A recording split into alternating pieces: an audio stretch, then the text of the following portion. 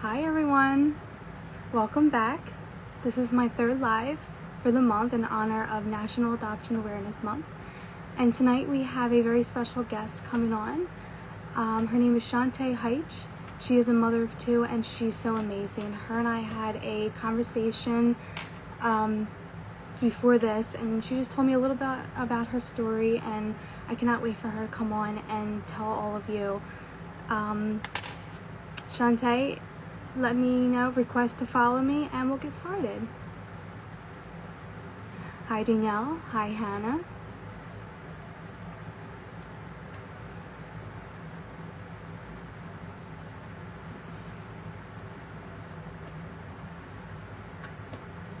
How are you ladies doing tonight?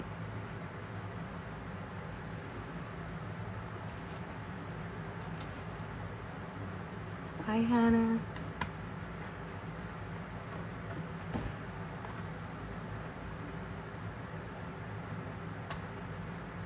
Doing good, good.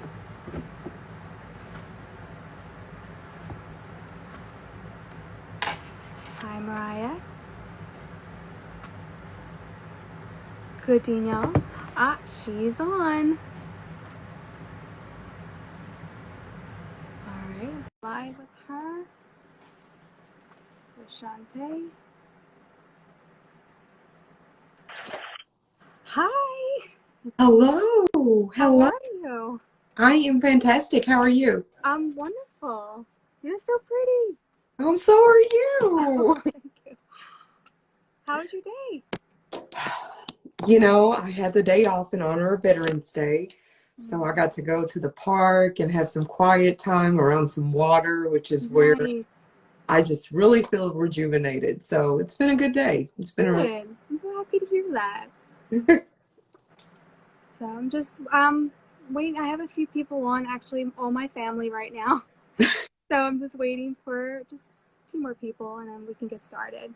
That's no problem. Now, where are you at? I live in Philly. In Philly. Okay. So you're an hour ahead of me, correct? Right. So when you actually you put us in the story and you said 6 p.m., I was like, wait. Wait. And then I realized the time. Yeah, the Where are time. you again? I'm in Oklahoma, in the center, in the heartland is what we're called here. Yes. Nice. And believe it or not, there are Black people here. That's so funny.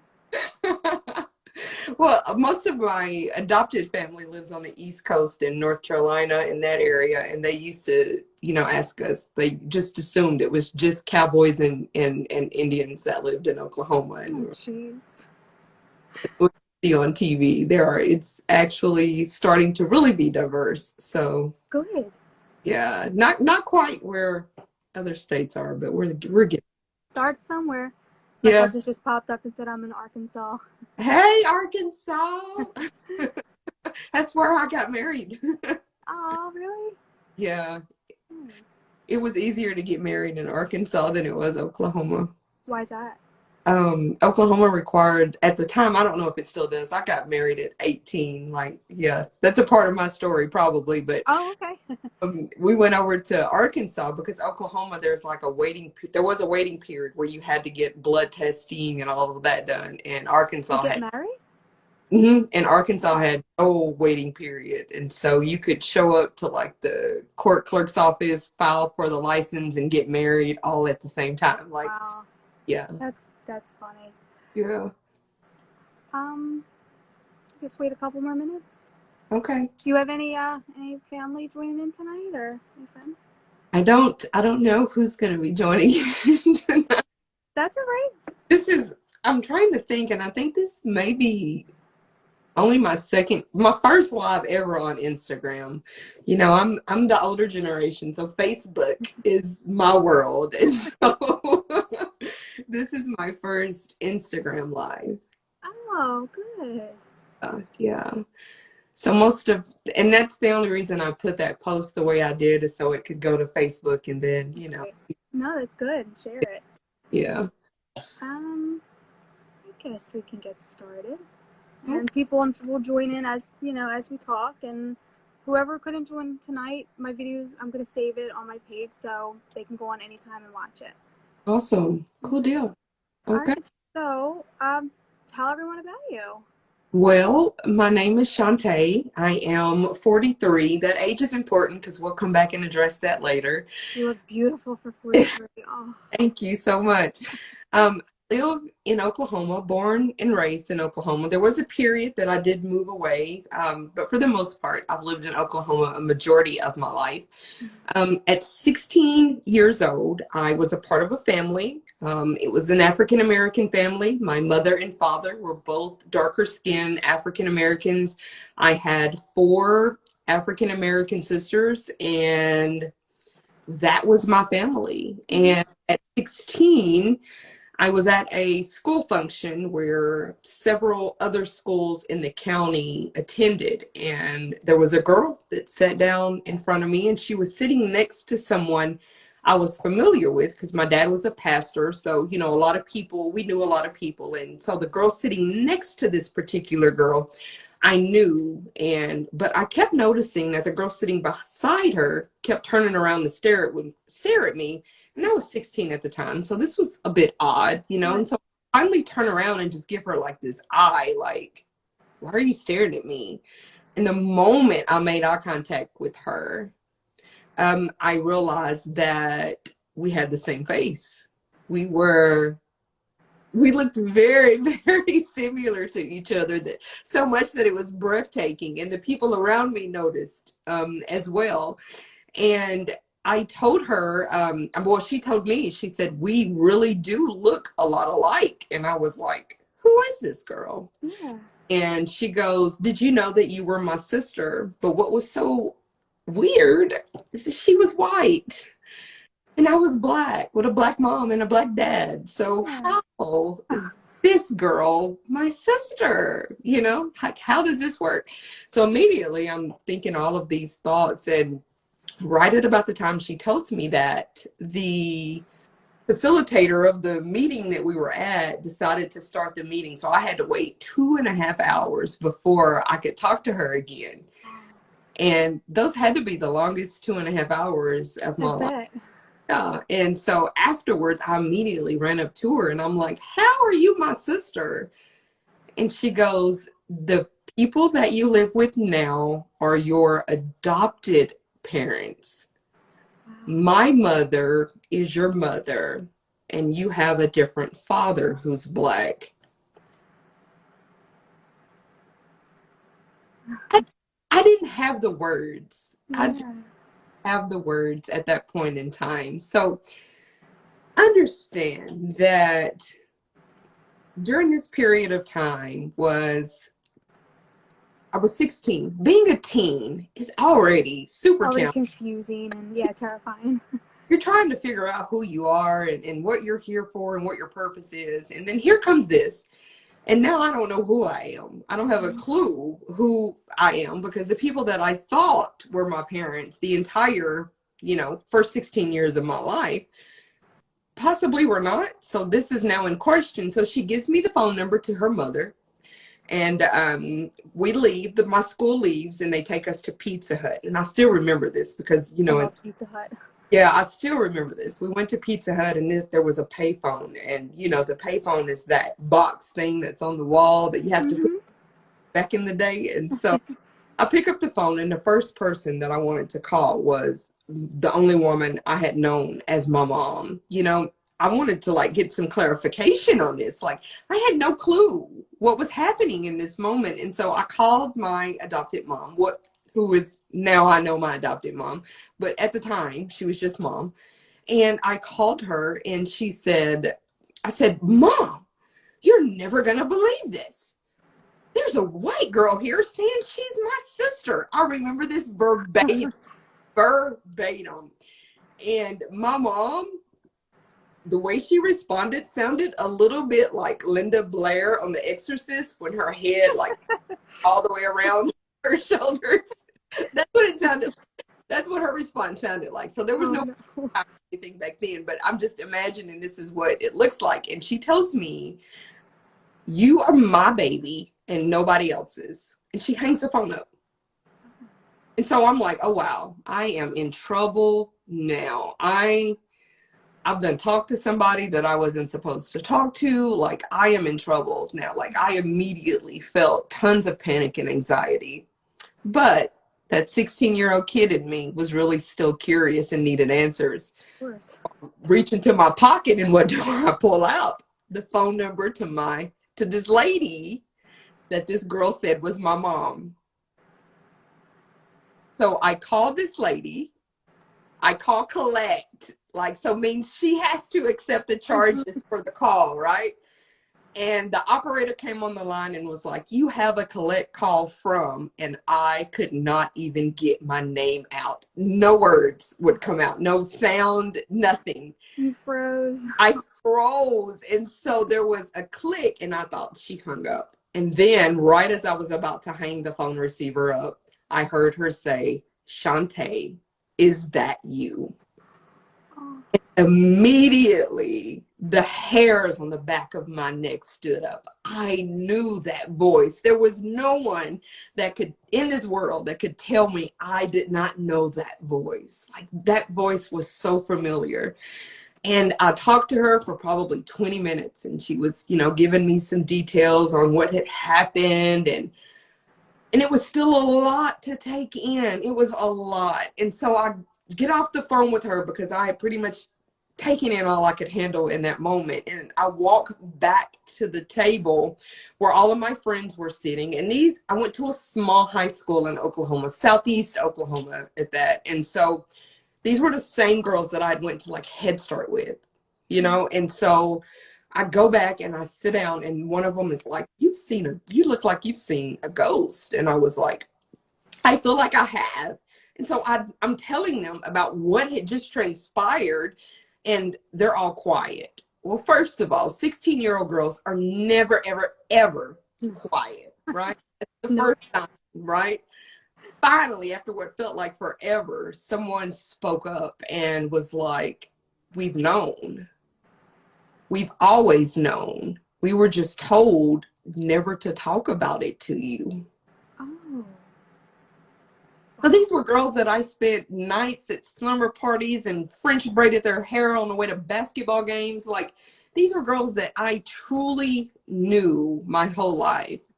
And so I remember that bus ride home. And I remember sitting by myself and just looking out of the window. And it probably is one of the first, not the first, but one of the first moments that I recognized, looking back, that I disassociated, that I was so overwhelmed in that moment. My body was there, but my mind was, I don't know where I had checked out to, but it was too much and it was overwhelming. And so I get home that day expecting to have some sort of conversation with my parents about all of this, right? So I get home, and there's like a huge elephant sitting on the table, and nobody addresses the elephant. It's close to my 16th birthday. I'm actually days away from my 16th birthday. And so we start talking about going to go buy me a car for my birthday. Well, I'm almost 16. Of course, this is a great conversation to have, right? Despite everything else, of course I want a car for my birthday. Of course. What I didn't realize is that ended up being like a type of diversion. And so I sat down at the table where my dad was, and my dad was hardly ever home at this point in time during the day because he worked so much, and then he was a pastor. And so it was very rare at 3 in the afternoon that my dad was home and sitting in the house. If he was home, he was usually on a riding mower. But Dad was reading a newspaper, and I said, Dad, did you hear about what happened to me today? He literally pulled a piece of like the corner of the newspaper down and like looked at me over his glasses and was like, yeah, that was crazy, right? And then he pulls the newspaper up as if to say, that's the end of that conversation. There's nothing else that we have to talk about. So I'm sitting here with this conversation that needs to be had. The environment is not safe for me to talk about it. My parents were very Southern raised. This whole Southern way of living, and where children are to be seen and not heard. And so that was my indicator to shut up. and to not talk about it anymore. So here I am with all of these big emotions that I'm feeling, and I don't have a way to process them. Later that night, they left to go to a church function. And while they were gone, I decided to be Inspector Gadget, and I went into their closet where I knew there was a file cabinet there that had like important documents in it, like it had like shot records and stuff like that. That Yeah. Go cool. find some answers. Girl, did I ever. I went into the file cabinet, and at the very back of the file cabinet, there was a set of papers that were rolled up. And when I unrolled them, it was my adoption paper. It said Baby James, which James is my maiden name, and it had 10/30/77, which was the birthday that I had always celebrated. So I knew that those papers were for me, and I knew that that solidified everything that I needed it to validate in that moment. So the next day is really when I felt that emotion boil up into me to where I couldn't contain it. There was basketball practice the first hour. And so I remember after basketball practice going into the shower after everyone left. And I balled up into a fetal position and just cried. And it was like a piece of me stayed in that shower for a really long time, which would help to explain how the next 20 years of my life, I basically lived as that 16-year-old girl, just in a body that continued to get older and develop. But that's where my emotional development stopped, was right there in that area. I didn't know how to process it further. So I thought that I could put all of that hurt, pain, rejection, abandonment, betrayal, because I'd been betrayed by my adopted parents, they were so good. And had even, we would even go to family reunions and they would point out family that I resembled, so they were really good. And they did not do this with any malicious or bad. Right. I don't, I Like they were trying to protect you. They were trying to protect me because lawyers had told them, and I found this out years later, to never talk about this with me. And I'm so glad that things are changing today, because this was 1977 when the world really wasn't okay with a half black, half white baby. Right. And the whole black market adoption thing was thriving, and so the world has come a very long way from that. And I'm really glad to see so many changes. There's still a long ways to go. But I'm really glad to see that so much has already changed from this. So that kind of gives you an understanding. So I'm kind of what they would term as a late discovery adoptee. So I kind of found out on a whim. Wow. Yeah. That's heavy. Yeah. That just kind of set the tone for me for my adult life. I was right on the cusp of becoming an adult. And by the time I hit 18, I was so lost and clueless, and trauma was the driver in my car, and I didn't know how to take control of it. And so for the next 18 years from that moment, I was just totally out of control.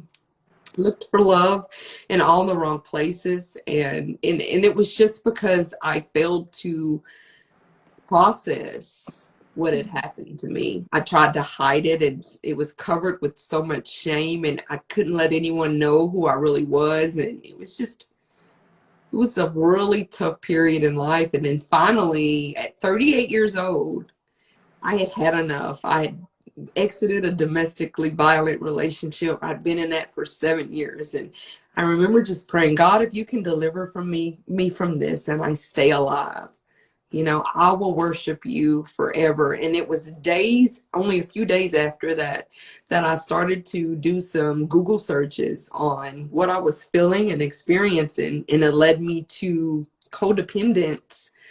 And from codependence, I found a group called CODA, which I would recommend CODA. I would recommend that if you are having struggles in relationships. CODA is really, really good. You can find them all across the US. But it was a support group. And in that support group, it was free. And in that support group is when I was referred to a therapist. And that was the first time I had ever received therapy. And that's really when life started to change for me. Yeah. Oh, wow. Yeah. I'm so glad you got out of that. Yeah, me too, girl. It was rough. It was rough. You know, you just really and truly, until you can heal those hurts, trauma has a way of guiding you through life, and you trigger and you don't understand why you're triggering or why you feel the way you do. And you get into therapy and it starts to give you a completely different perspective. And that was at 38. And so I did 7 intense months of therapy. And then, probably about a month and a half ago, for the first time, I just started EMDR therapy as I was well. just actually about to ask you that. Yes, I've started EMDR therapy with one of the best therapists in this area. I'm just grateful for her. And so it's really starting to dig into core beliefs. So like a core belief that I'm working on right now is love hurts. So somewhere along the way, I picked up the belief that to be in love means that hurts. Yeah. So it's EMDR is good stuff. It's good stuff. Yeah. But I'm in a completely different place now. Started a healing journey in That's 2016, amazing. and life has not been the same for me since. Good. You found your light at the end of the tunnel. That's it. That's it. That's it. That's it. So, did you ever develop a relationship with your birth mother? I did. Today, I have a relationship with all 4 of my parents. My adopted parents are still married for 51 years. And then my birth parents, my birth mother and father, are both still alive, and they are both very much involved in my life at this. And they all get along together? Okay, so we'll talk about that. That is a continuous prayer. Okay. I think that some of that is still shame within me that I'm still working through, in understanding how they can all coexist together. That is my goal. I actually graduate with my master's in May of 2022, and I'm hoping that A that master's in what? in professional counseling. So I'm studying. Oh, good for you. Yeah, and so I'm hoping that all 4 will be there at the same time. That's goals right there. That's goals. Yeah. I just this year was the first time, with my adoption being considered like black market and and stuff like that. We believe that my date of birth was changed to kind of conceal my actual identity.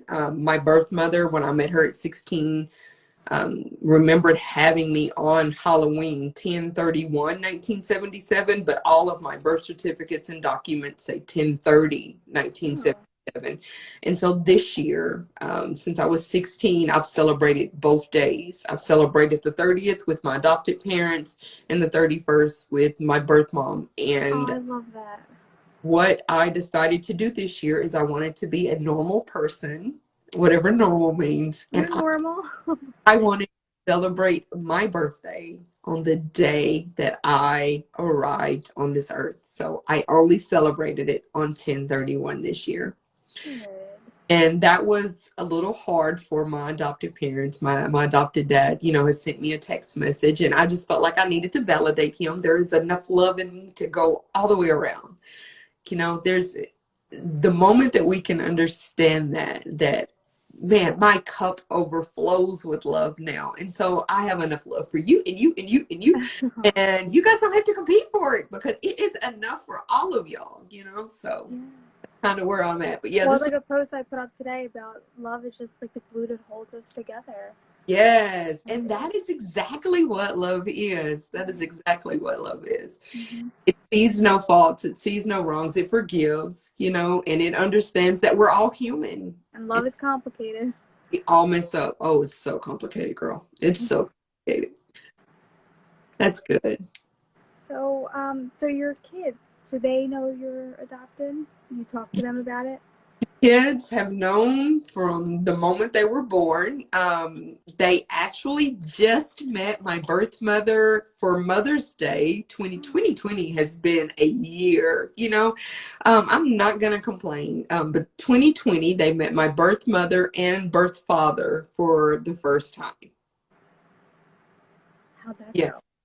that went very well. That Oh, went, good, I good. was actually really impressed because my kids were really excited that their grandmother is white. I don't know what that's about, but and I guess it's just they've heard it from me all this time. So to actually see it, they were really excited. So, they developed a relationship. More so my daughter and my birth mom Okay. um, really began developing a relationship. And so it's just really good to see.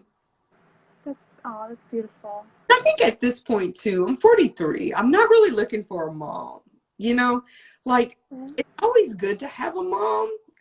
And I have two, so I've been extremely blessed looking back. Now there was a period where I didn't think so, Hmm. but now that I can kind of see things through a different lens, I do see that as a blessing. And I just believe that having two is great, but I'm at a point now to where if we just need to be friends and start there, I'm totally okay. Exactly. Yeah, I'm totally That's okay a with great way to look at it too. it. That's amazing. Anything else you want to share about? Um, I do want to say that when I met my birth mother, I was kind of sneaking around to go see her. And when I went to go see her for the very first time, when I walked into her bedroom, it was crazy because there were newspaper clippings of me where she had followed me my entire life. So she had clippings back from because my adopted mom always had me in pageants and things. And it's a small town, things like that get posted in the newspaper. And so Oh, she it's making me tear up. find those clippings of me and she would put them on her wall. So by the time I was 16 and met her, she had followed me throughout my entire life. It's like she already knew you. Yeah. That's Yeah. I that's hadn't known that they existed. wow. Yeah. That's so nice. Yeah. So it's cool. I have many, many siblings, and so my goal is to get my kids connected to my entire family. That is so important to me. It's just kind of where we are now, but me and all of my parents are in a really good place right now. Good. And you said you had um, biological siblings. Yes. How many? I have on my mother's side, I have one sister and one, two, three, four brothers. Okay. And on my biological dad's side, I have two brothers. And one of those brothers, the oldest brother, he's not older than me. I'm the oldest, but he is like one of my best. I'm sorry you cut out. I had do not Oh, are disturb you on on, your but phone right now? well, It yeah. only it only works when your phone's locked. There we go. Forgot Okay, to tell you. I'm sorry. that's okay. That's okay.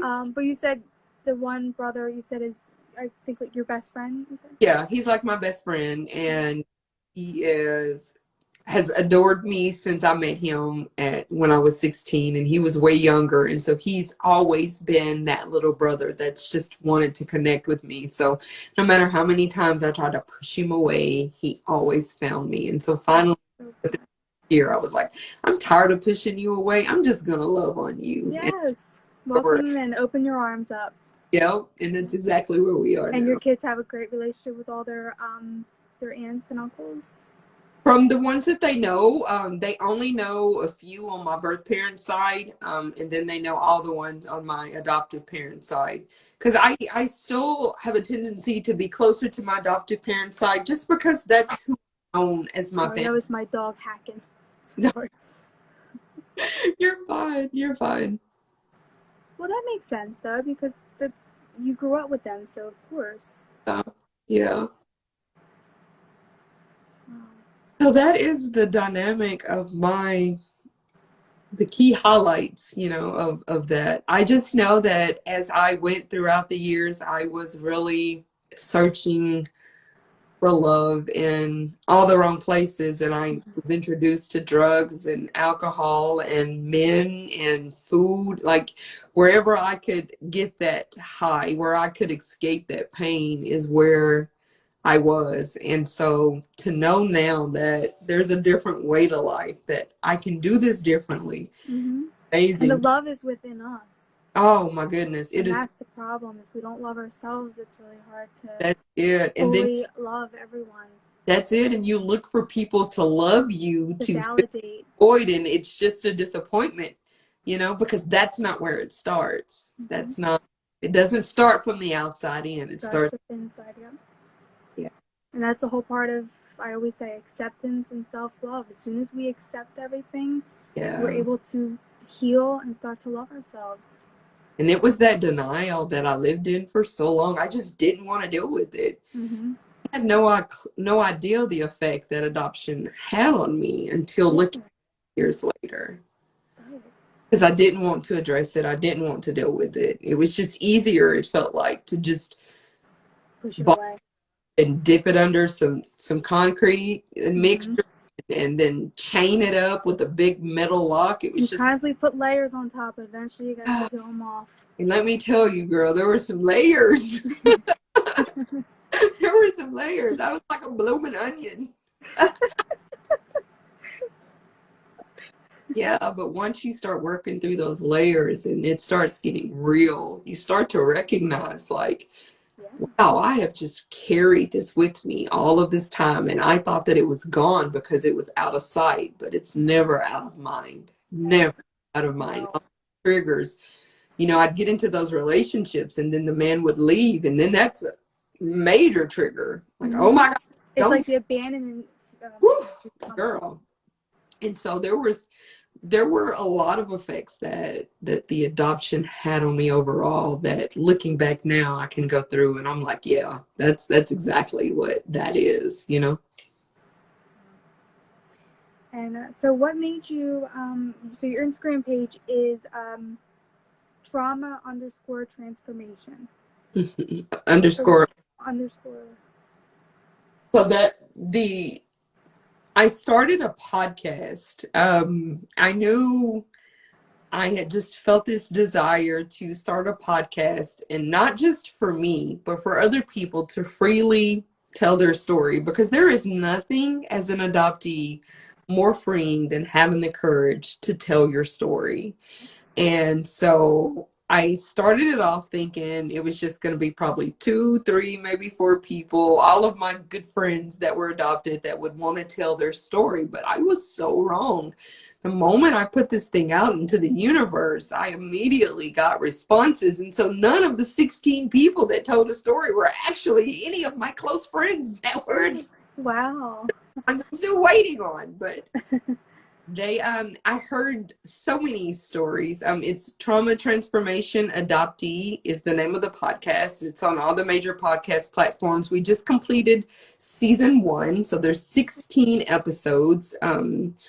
And each episode is a different adoptee sharing their story. And when I say wow, it is wow. Now it is faith-based because that's just who I am now. In 2016, I met Christ at the very bottom of my well, and he was there, and that's who began to fill me and to guide me. And that's just a big part of who I am, is my faith. And so the podcast is faith-based, but I do have some guests on there that are not typically believers, but really understand faith and how faith has played a role in their journey. So their stories are on there as well. So there's just a huge variety, a huge mixture. There's some that, started off as foster care and went to adoption, and there's some kind of like me that were adopted from the get-go, and it's just a huge mixture. So check it out if that's something that interests you, is hearing those stories. Yeah. Stories are just, will have you walking away shaking your head, doubting humanity ever again. No, I'll have to go check that out, definitely. Yeah, I'm actually coming out with my own podcast series in January. It's Nice. going to be called Brave Souls, and it's just about it's about any story. So it doesn't have to be related to adoption. Just anybody who wants to come on, share their stories, and just That's in the midst of helping others along with it. So, and that's I always say it takes one person to that's it. inspire someone else. That's it. That is all it takes. And I feel like if I can inspire that one, then I've done my You, job. yep, your purpose has been Because that one completed. Yeah, will inspire another one. exactly. That's Yep. exactly how I see it as well. That's good stuff. Well, congrats on the podcast Thank about to you. Thank start. you. So a question I have for you that I'm asking everyone who's come on. Are you ready? Mm-hmm. What does adoption mean to you? Adoption to me means that somewhere there was a fail in the system. It means that somewhere, because I am a firm believer that the family unit was not created so that children can be separated from their family. I just, in my heart of hearts, don't believe that that was the purpose of family. So somewhere there was a fail in some system, whether it was a financial system where someone can't afford, where there was, and here's the thing that's important when I talk about this, because I have mad respect for birth moms. Mm-hmm. I have mad respect for everybody in our triangle, the birth mom, the adopted family, and the adoptee. And God has just blessed me with an ability to see it from all three angles because each side has their own story. Yes. And so whenever I'm thinking about what adoption means to me, and I say that there's a fail in the system, I say it was never an intent for a parent to give a child away, for a parent to place that child in someone else's hands, whether it be voluntary or involuntary. That's not the point. The point is that our trauma comes at separation. Our brain doesn't care what causes the separation. So when dealing with orphans, you're looking, the typical definition of orphans is when both parents are deceased. Right. The brain doesn't care what happened there. It just knows that there's a separation Right. from the birth parent. And that's the same way we are as well here. When death is not the problem of why we're not with our families, just that separation itself is Mm-hmm. something that all of us have in common. And that is an indicator of a fail in a system.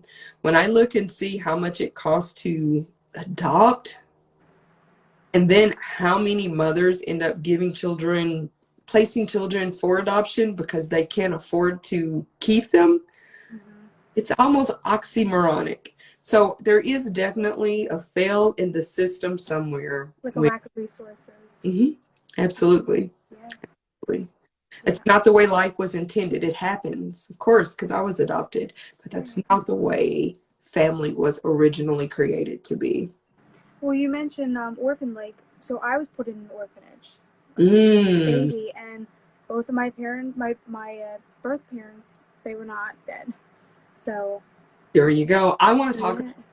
about orphanage at the very end too, so please don't let me forget, okay? What did you say? I want to talk about orphanages at the very end. Okay. Okay. Well, we have about 20 minutes, Okay, perfect. so we could actually talk about it now if you like. Cool. Okay. Well, I have a nonprofit. I have a nonprofit here in Tulsa, Oklahoma, that's called Trauma Transformation Global Ministries.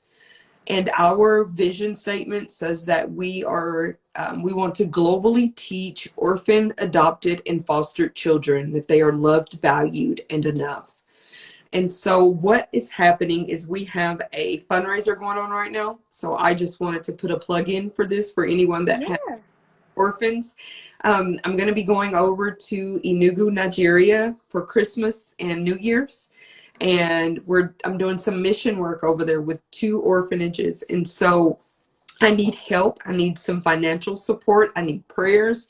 So anyone that would be interested in donating to that mission, here on my Trauma Transformation Adoptee, if you go to the link that's in the bio, it will take you to, in the bayou, I'm in Louisiana, is I bio. didn't react to it. I just let you go. I was like, edit I was that like, she's good. She's good. there is a link there in the bio that will take you to the donation page where you can donate through either PayPal or through Cash App. Those are Okay. two for you to donate. So if it's just been placed in your heart and you would love to help, our mission goal is $3,100. Okay. So we're fill up two pantries that their supply has been diminished because of COVID. And we are hoping to take $1,500 of that and send 10 kids to school. Their public school is not free there, so it's about $150 per child for secondary school, which is about 6 years of school. So we're hoping that we can get enough in to send 10 of those children to school, because as we know, education makes a huge difference. And so I'll get a chance to go over there, and I'll also get to work with the kids, do some TBRI, which is trust-based relational intervention work that I'm certified in, and just get to work with them on connecting and just spreading the love of Christ that's in me into these children. So that's a project, it's called Project Love Big is the name of the project. So if you're interested in that. What is it, Project Love Big. And we'll be taking donations through about December 11th. And right now we've met our 10%. So we're at the first 10%, which we're really excited about that. But it is also too a tax deductible. Yes, it's tax deductible because we are registered 501c3. So end of year is coming up. If you need a tax break, this would be a great place to do it. And the kids, I'm sure, would be greatly appreciative of your help. So, oh, you really are an angel on earth. Oh, girl, I just don't like to see people without parents hurting. Same. Yeah. I'm going to go to your page, and I'm going to screenshot it, the bio, the link, and I'm going to advertise that so people can go donate. Oh, thank you so much. So I'm going to do that tonight when we're done.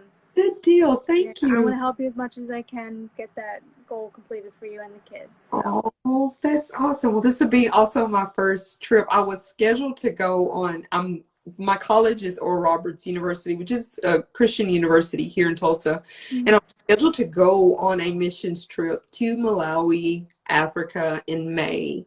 But COVID canceled that trip, and that was going to be my first trip, my first missions trip. And so I've just been blessed with another opportunity. The plane tickets are already purchased for me to go to Nigeria, and so this was just perfect timing. So good.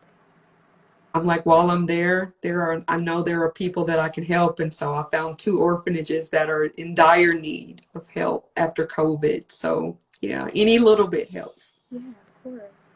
Oh, that's beautiful. Thank you. So to wrap up, what advice would you give to adoptees, and what advice would you give to adopters? Okay. For adoptees, I'll start there. I don't want you to spend 38 years of your life running on a hamster wheel, not understanding why relationships aren't working, not understand why life isn't working for you, because I want you to know that there is a better opportunity out there for you. I am a huge component of therapy. And so no matter how little you think your adoption may have to do with your current problems, I'm here to tell you that I am sure that amount is times 20,000. A lot of what we experience from being adopted, that abandonment, that rejection, betrayal, identity issues, the disconnection, I'm telling you, therapy can help you process through that. And it may take you a while to find a therapist. Look for therapists that are certified in attachment trauma. Those that are certified in attachment trauma do very well with helping us as an adoptee. Right. So please, please, please, please, if you find yourself stuck and just not knowing where to go, how to get out of this, that is a really good place for you to start. So I just pray that you find someone that works for you, works with you, that can guide you through the healing that you need. For adopted parents. That's great advice, by the way. Thank you. For adopted parents, I work at a foster care agency. And so I work with parents, and it's so important as parents that you have training to work with children who have experienced trauma. Mm-hmm. No matter how much love you are willing to provide, and that's great because we need the love, no matter how much love we're willing to provide, there is really still a high percentage chance that you are going to see the onset of behaviors that will make you think you're not doing enough, that you're not good enough. It will trigger you. So what I want to say to adopted parents is, before you get into adoption, make sure you've been through therapy. Make sure that you've worked on you, because these children, we will trigger every trigger that you have. I know, because I triggered my adopted parents. So make sure that you have worked through your stuff, and then make sure that you are prepared to take on children that's experienced trauma. Because even if you get a child from birth, that slate is not clean. That's not a clean slate, because we experience that trauma in the womb. And if you think about any mother that has to make the hard decision of placing her child for adoption, I can guarantee you that was not a happy pregnancy. No. And so that child has sat in that womb and has marinated in fear and confusion and pain. And so that baby that you're getting, that newborn, does not have a clean slate. So you need to be educated on trauma before you become an adopted parent. That's wow. Because the girl I had on last night, my friend Allie, she actually pretty much had the same message as you for adopters, about how you need to work on yourself and heal your own trauma before you bring a child in. Because we will trigger it, girl. Right. We will trigger it. And it's just something that we do because we're hurting, and hurt people hurt people. So if I'm hurting you and you're hurting me, we got a big problem. Yes. Yeah. Yeah. And so I need you to be able to see me through a lens of compassion. And you can't do that if you haven't dealt with your own hurt. Well said. Yeah. Well said, girl. Yeah. All right. Well, I think we are pretty much done. Is there anything you need to add? Anything you want to address that we didn't talk about? I just want to say thank you for this opportunity. You're welcome. Thank you for coming on with me. Yeah, like I'm still healing. I'm still in a We journey. all are. I will heal until the day that I die. And so being able to share like this is just another opportunity to heal, because I get to talk about it and get to recognize sometimes new things that I don't even realize until I start talking about it. And the more you say it out loud, and you just like, wow, like it. Yeah, that is correct. Just the ability to say it out loud is empowering itself, because for so long, so many of us don't say it out loud. We don't tell our stories. And so the moment you do, it's just freeing. Well, I love that you came on to share your story, and it is beautiful. And again, I'm gonna go on your page and address all the information on my page to go to the link, donate, whatever how we can help. And I will check out your podcast. Well, thank you. And I'll be looking forward to your podcast as well. Well, you're going to come on with me, right? Maybe we can do, because I have a season 2 starting up. So maybe we can do like a cross thing where I get to interview you. Okay. We go. I'm here for that. Okay. Awesome. Well, Shanta, it was so amazing. You were amazing, and just keep being amazing, really. Oh, thank you. Thank you. You have a wonderful evening. You too as well. Bye, sweetheart. Bye.